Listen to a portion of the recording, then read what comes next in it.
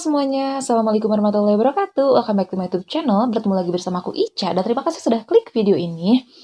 Oke, karena berhubung sekarang adalah tahun baru, pasti banyak banget di antara kalian yang pergi berwisata seperti ke pantai misalnya, ke gunung, bahkan ngecamp bersama keluarga. Dan gak sedikit juga loh yang cuma rebahan di kamar aja sambil nonton YouTube. Tapi jangan khawatir, karena sekarang aku bakalan nyeritain seputar fakta yang unik dan juga menarik tentang tempat wisata yang berada di Indonesia yang terkenal dengan mistisnya. Nah, kalian penasaran kenapa aja itu?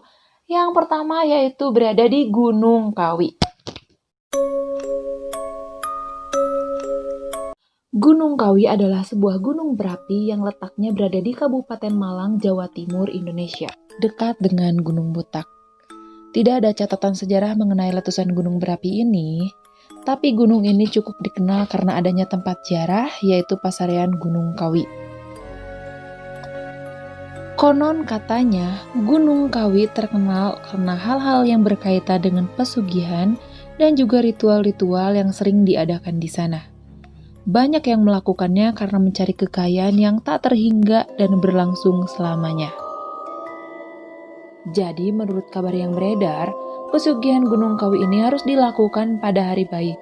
Misalnya, tanggal 1 atau 2 di bulan Suro biasanya menjadi langganan para pendatang karena kedua hari tersebut dipilih bersamaan dengan memperingati wafatnya Eyang Juga dan juga Eyang Sujo. Mitosnya, di hari inilah keluarnya kodam atau jin pesugihan di Gunung Kawi. Ada beberapa fakta mistis di Gunung Kawi ini. Yang pertama yaitu tentang pohon dawan daru Gunung Kawi. Pohon ini dianggap sebagai sianto atau pohon dewa oleh orang Tionghoa dan para pijarah sering menunggu dahan jatuh. Katanya bila disimpan dapat menambah kekayaan untuk orang tersebut. Namun seperti namanya, dibutuhkan kesabaran hingga berbulan-bulan untuk menunggu beberapa bagian dari pohon itu jatuh. Fakta unik yang kedua yaitu tentang konglomerat tersohor di Gunung Kawi. Menurut legenda, 2 konglomerat tersohor di Indonesia dikabarkan pernah mengunjungi Gunung Kawi saat pada masa terpuruknya.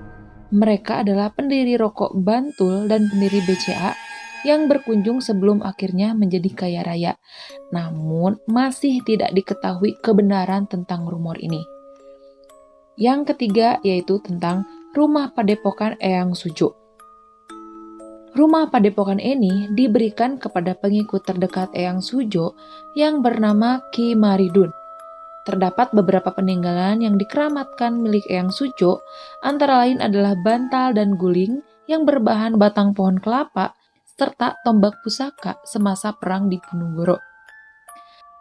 Yang ketiga tentang guci kuno. Terdapat 2 buah guci kuno yang merupakan peninggalan dari Eyang Jugo. Pada zaman dahulu, guci-guci ini digunakan sebagai penyimpanan air suci untuk pengobatan. Masyarakat sering menyebutnya dengan nama Janjam. Guci kuno ini kini diletakkan di samping kiri pesarean atau makam. Sering dipercaya bahwa dengan meminum air ini dapat membuat orang menjadi awet muda. Itu tadi fakta yang menarik dan juga unik di Gunung Kawi. Sekarang aku bakal pindah ke tempat wisata yang kedua, yaitu Desa Terunyan. Bicara tentang Pulau Dewata, memang benar-benar surganya berwisata. Bukan hanya garis pantainya yang indah, di sana juga terdapat beberapa pulau Bali yang sangat keren dan sayang untuk dilewatkan. Nah, salah satunya yaitu Desa Terunyan atau Trunyan. Desa Terunyan atau Desa Trunyan adalah desa yang terletak di Kabupaten Kintamani, Kabupaten Bangli, Bali, Indonesia. Desa Trunyan adalah desa yang hingga kini mampu menarik perhatian wisatawan baik dari dalam negeri maupun dari mancanegara.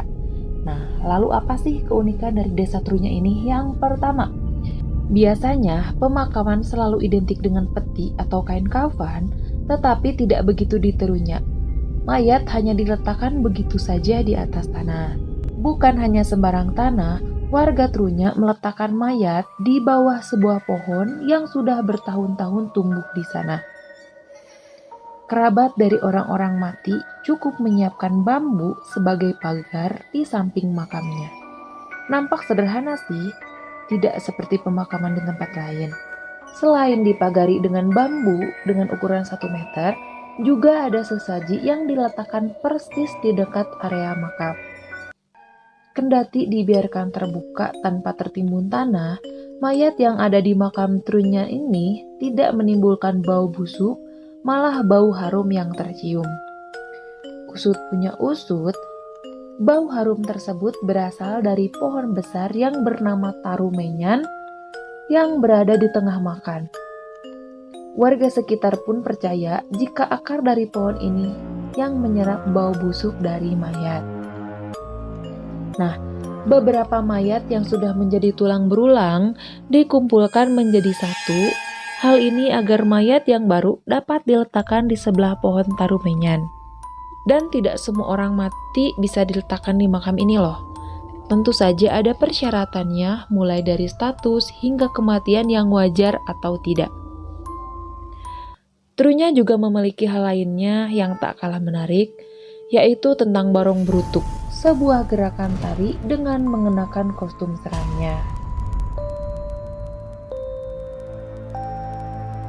Itu tadi tentang fakta unik dan juga menarik tentang desa Trunya.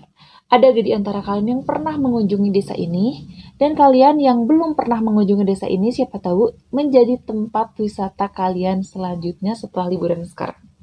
Sekarang aku bakalan ke tempat wisata yang ketiga, yaitu tentang Hotel PI Bedegul.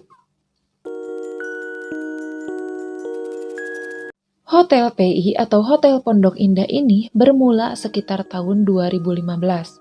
Yang membuat tempat ini sangat viral karena ada seorang travel yang bernama Jacob Kaitis. Ia mengunggah video di akun YouTube miliknya yang mengaku bahwa ia tak sengaja menemukan hotel megah tak berpenghuni di Bedegul, Bali. Dalam video tersebut, tampak bangunan megah dan mewah layaknya hotel berbintang 5, namun sepi tak ada yang mendatangi. Sejak video Jacob menjadi viral, banyak cerita yang muncul soal hotel berhantu tersebut. Ada satu kisah nih ya yang menjelaskan soal kenapa hotel ini ditinggali penghuninya. Menurut beberapa warga, ada cerita mengenai sosok pegawai yang meninggal di sana lantaran kondisi kerja yang tak layak. Arwahnya yang tak tenang, kemudian gentayangan dan menjadi penunggu di hotel itu hingga sekarang. Wajar sih bila akhirnya hotel ini ditinggalkan. Layaknya tempat-tempat yang dianggap angker lainnya, suara-suara keramaian juga sering terdengar dari hotel ini. Meski sudah bertahun-tahun tak berpenghuni, suara-suara sayup terdengar dari dalam hotel, seakan menjadi pertanda bahwa bangunan ini memang tak pernah sepi. Meski ramai diberitakan sebagai tempat angker dan berhantu, namun hal tersebut tak menyurutkan minat wisatawan untuk menjelajahinya. Utamanya, wisatawan mancanegara, banyak dari mereka yang penasaran dan akhirnya mendatangi hotel angker ini.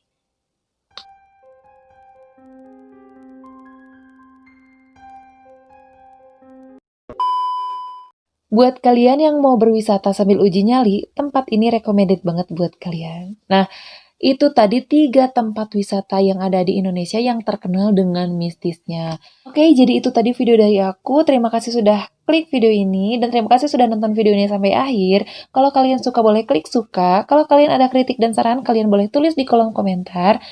Dan jangan lupa like sama subscribe dan jangan lupa share juga biar channel aku berkembang. Dan see you next video. Bye-bye.